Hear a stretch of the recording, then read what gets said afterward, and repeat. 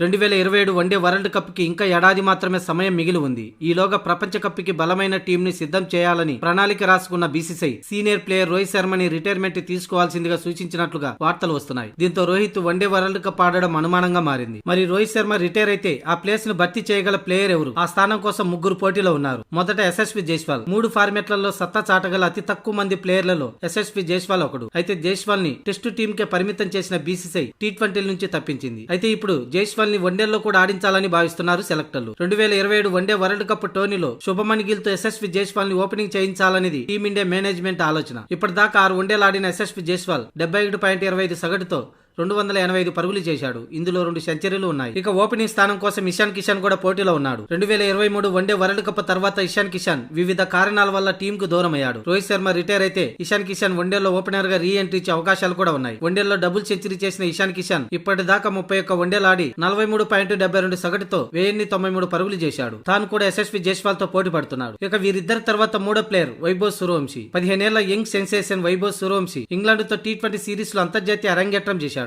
అయితే వైభవ్ సూర్యవంశిని బీసీసీ 3 ఫార్మాట్లలో ఆడించాలని చూస్తుందట. సచిన్ టెండూల్కర్, విరాట్ కోహ్లీ తర్వాత ఆ రేంజ్ ఫ్యాన్ ఫాలోయింగ్ క్రేజ్ సంపాదించుకున్న వైభవ్ సూర్యవంశిని వన్డేలోకి తీసుకొస్తే 50 ఓవర్ల ఫార్మాట్ కి తిరిగి క్రేజ్ వస్తుందని కూడా ఆలోచన చేస్తున్నారట. దీంతో రోహిత్ శర్మ అంతర్జాతీయ క్రికెట్ కి రిటైర్మెంట్ ప్రకటిస్తే వైభవ్ సూర్యవంశికి వన్డే టీంలో చోటు దక్కే అవకాశాలు ఉన్నాయి. అయితే వన్డే వరల్డ్ కప్ దాకా యశస్వి జైస్వాల్ ప్రదర్శన చూసి అంత బాగోలేకపోతే ఆ తర్వాత వైభవ్ సూర్యవంశిని బీసీసీ రంగంలోకి దింపే అవకాశం ఉంది.